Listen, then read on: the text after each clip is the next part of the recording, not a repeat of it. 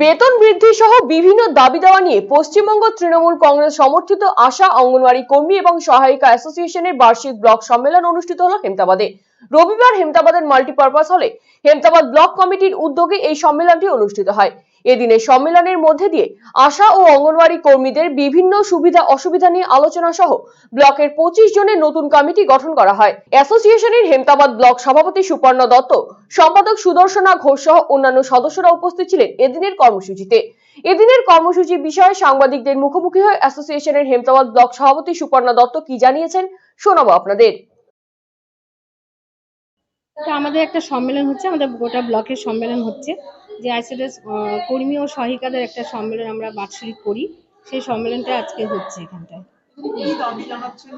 দাবি বলতে তো আমাদের দীর্ঘ আমরা অনেকদিন ধরেই কাজ করছি। আমাদের সাম্মানিক যে ভাতা আছে সেটা বৃদ্ধির ব্যাপারে সব মেয়েরা একটু কথা বলছিল, সেই ব্যাপারে আমরা সব জানাচ্ছি। আর যে বিভিন্ন কাজ করতে গিয়ে যে সমস্যাগুলো আমাদের হয় সেসব সমস্যাগুলো নিয়েও আমরা কথা বলছি। তাছাড়াও আমাদের একটা সাংগঠনিক একটা ব্যাপার আছে, সেই সাংগঠনিকটা আমরা সংগঠনের মাধ্যমে আমরা কমিটি তৈরি করি, বজায় রাখি।